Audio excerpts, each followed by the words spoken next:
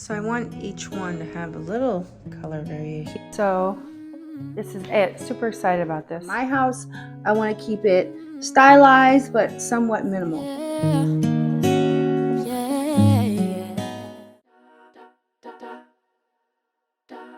Hey guys, in the last video was part 1 of our fireplace and laundry room renovation. So remember what the house looked like when we first bought it? It was super dark. So these small little updates really help to lighten and aerate the total vibe of the home.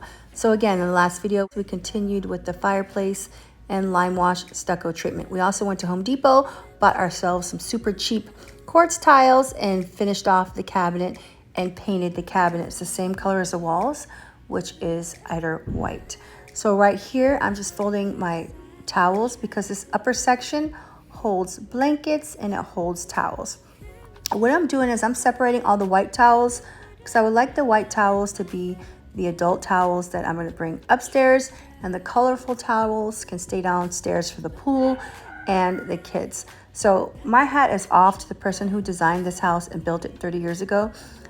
I think it was a single man, and he took 4,300 square foot and really allocated so much storage. There's so much storage in this house that I even forget where things are. So like all my kids' blankets have a spot. I mean, there's every room and nook and cranny, there's storage. There's storage under the stairs. There's a coat closet, a blanket closet, a linen closet, walk-in closet. Each of the bedrooms have full wall length closets. I'm super appreciative. So what you see me doing there is folding quilts, because every time I have a baby, my mama makes our baby a quilt, which is super nice. But so we have like an abundance of quilts. These aren't even all of them. We have more stored up in our attic. But yes, so this is the blanket storage and towel storage.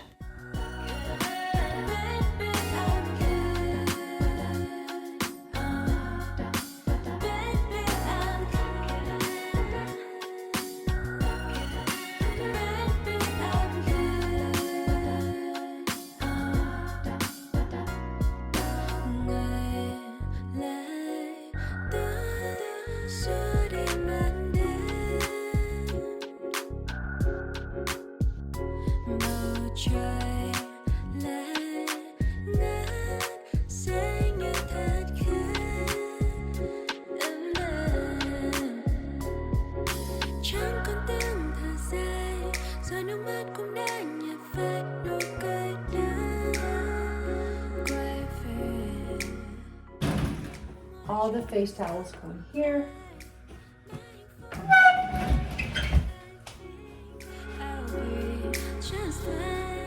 So at this point, I'm looking at my work. I think I did a pretty good job grouting, caulking, cutting the little tiles. You know, this is a budget-friendly way to get the marble look, which I actually hate, but it does match the floors. The whole house has these exact coordinating tile floors, except it's not honed, it's shiny. I wish it was honed, but anyhow, so I did the countertops to match the floor tiles, and I'm pretty proud of the way it came out. There was little sections on the back sides. You really should watch part 1 because I talk about it. So I added some little sticks, and then I went over with caulk and paint because the caulk was paintable caulk. And then I decided to paint the cabinetry and walls all the same color, which is Eider white. Now, Eider white is not my favorite paint color.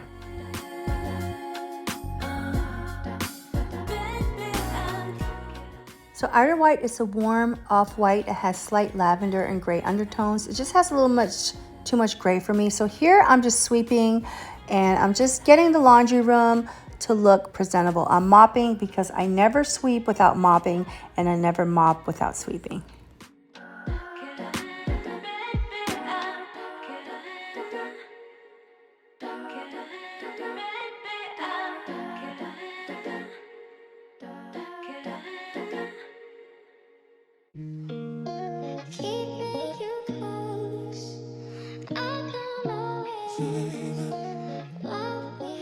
Okay, so I decided to touch up the baseboard since the cabinets, the trim, and the walls are all the same color. So I'm just going in the cracks because, you guys, so much dust and dirt gets in those cracks.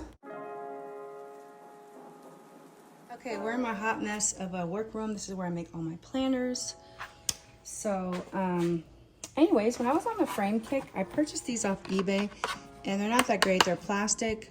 I don't know why I bought these. This is before I started to make my own chunky gilt ornate frames. But anyhow, so the inside art isn't that great, but the frames are kind of cool. So I figured we could just make some black. Thought that would be nice. And then later on, if we want, we can go with a little joint compound and make some texture, or we could just leave it as is. You know, anything goes. But I'm not even really mixing up this paint. I'm just going for something. I can be a little sloppy too. I know. So then I'm going to add some joint compound, and we're going to have, I guess, some textured art.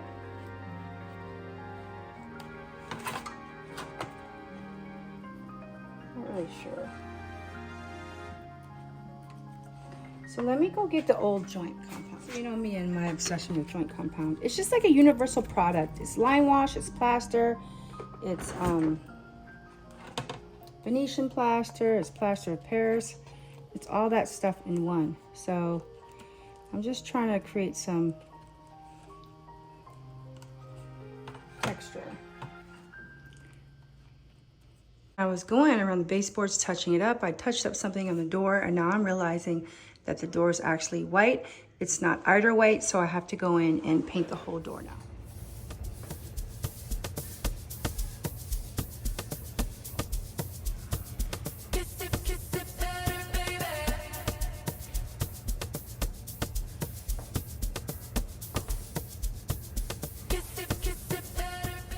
Okay, so I have some things that I pulled to decorate the laundry room. I don't really want to decorate because I am into more minimal decor, but I do think it could use something.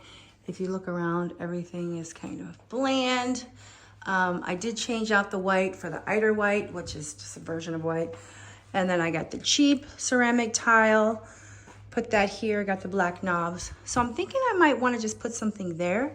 So the other week I went to Goodwill and I grabbed this little candle, horse candle, which I thought was cute. I got this from Buffalo, New York. It's a vintage oil painting. We could use this. We could use the frames that we created, the art that we created, which I'm leaning towards. We could use this, which I got in a estate sale. Also created this other art, which might work. And then I got this basket from Walmart. And this basket will work for all the miscellaneous socks. Mother of 8, of course, there's gonna be a bunch of socks.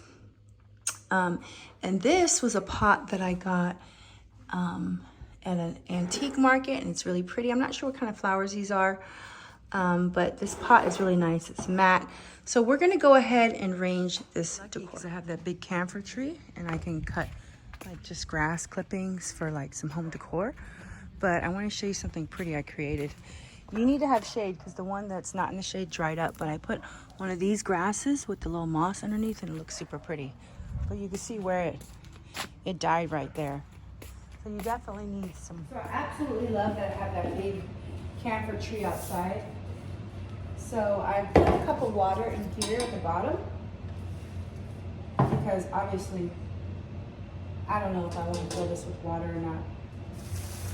And then I kind of see how, so all these leaves at the bottom I'm going to want to remove.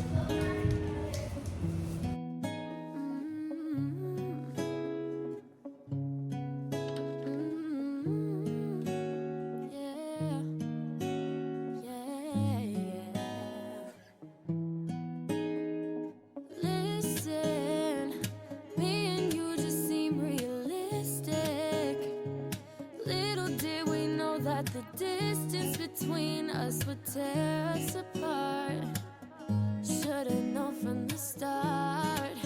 Yeah, the tension between us, yeah, you were a lesson. You took my heart and you left me with nothing. I'm falling apart. Wish I one day in your arms. Passionate from miles away. I'm passive with the things I say. So I got fire glass, glass balls and something called an H burner for the fireplace. It's not coming out. Turn it a little bit more. Okay, CCC Chimney Sweep, bless their hearts. I had a million questions, but we finally got it all dialed in. And we used the H burner, the gravel rocks, the balls, and it looks really good. If we didn't paint the inside with the heat resistant fire pit paint, it wouldn't have looked as cute, and I'm super happy with the way it turned out. Done. I did the fireplace. Now, my husband was like, we have no money because we're trying to save for investment property. So I really couldn't spend much, maybe like 100, 200 at the most. So I'm gonna give you like a close-up of what it looks like. I did like minimal decor. I was gonna put this piece up with the camphor leaves, which we got from my tree, but I was like, I like the more minimal look, so I just grabbed that from the upstairs bathroom. This is actually a pot from Ukraine, so it's genuine, vintage. Even though I'm a little tired of seeing these type of things all over social media, it's what I have. So I put that up there. I think it looks really good. Pretty proud of myself. It's a lot of work. It's definitely a workout. Stuccoing your fireplace is definitely a workout. So I'm gonna bring you a close up. Okay, so the inside, which I purchased these. First I purchased this thing called an H burner, which is how you have like the flame. And then I got these little lava gravel bits, which look like this. And then I got the balls, which look like that. And I actually paid an expert to come over and set this up. My husband could have done it, but I wanted just like a professional, someone who's seen it a million times, to let us know the ins and outs and what could go wrong. This was painted with the high heat resistant fireplace paint, and then we have the stucco. So it pretty much looks like this. And then on the side, we have this little adapter thing. And in order to turn it on, we use, hold on, let me find it. We use this key, which I have to keep it away from the kids because it can be pretty dangerous. And so this is a close-up. You can see the top, you can see the bottom. The first thing I did was the top. I did that a couple months back and then just decided to bring it all the way down.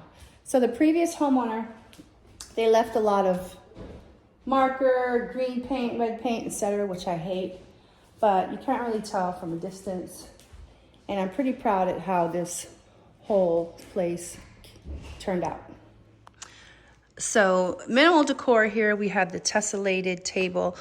Almost everything here is thrifted and vintage except for that chair and that table. Everything else you see is from Facebook, it's from antiquing, it's from thrifting, it's from online finds. So that's from Palm Olive Antiques. I absolutely love that piece.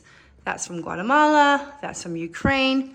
This is from Alibaba. I have a video on how you can purchase Japandi style furniture for pennies on Alibaba. This is from Facebook Marketplace. These books are from Buffalo, my famous art books, which I love. Some different lamps, like this one is from Central America. This is from Africa, this is from Africa. Oh yeah, that's new. This puffer style couch is from Reclaimed Mountain Goods. Oh, that tessellated table is from CB2, so that's new. And this, I forget what kind of Nicoletti style chair is from Reclaimed Mountain Goods as well. So that's pretty much the living room. It's pretty much done for now. I just want to add some Roman shades. I have Roman shades upstairs, but I have these like cheap blinds. They're actually not cheap because they're a little bit thicker, but I want to get something different for window treatment. But this is pretty much how the fireplace turned out. I love it, you guys. I completely, absolutely am obsessed with it. So now that we've done the fireplace makeover, let's go ahead and complete the laundry.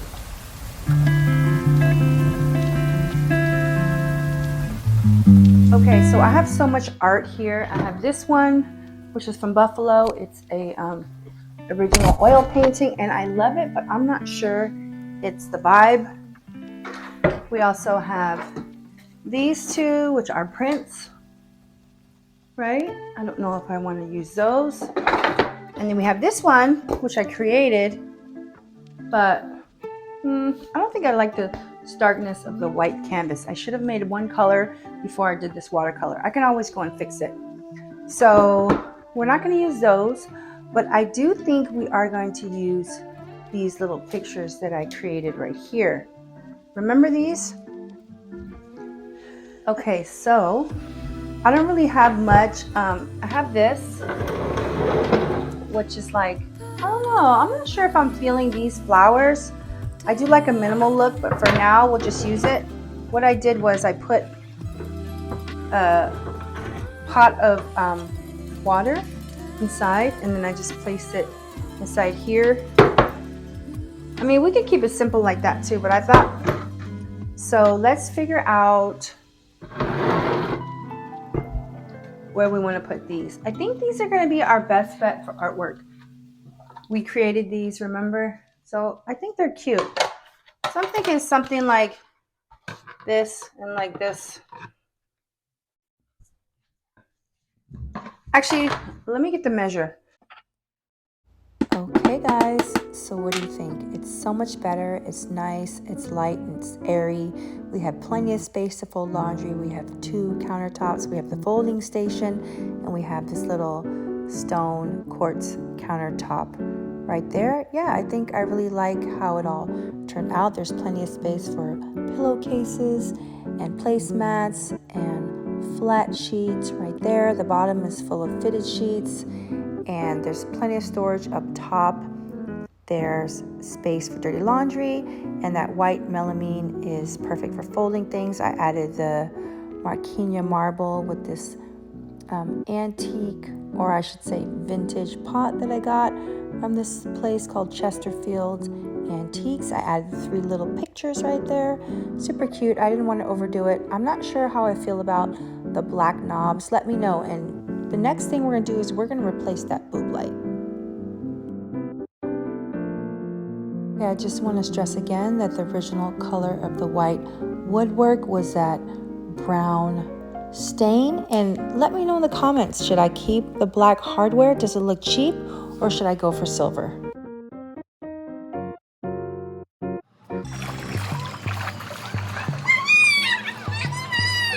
Okay, so the last stop on this makeover trip is to replace the boob light fixture. I put your picture on my mirror. Start to blush when somebody says your name. Daddy! Everybody, hold on. I'm going to the bathroom. No hitting. Stop. Daddy! That's good.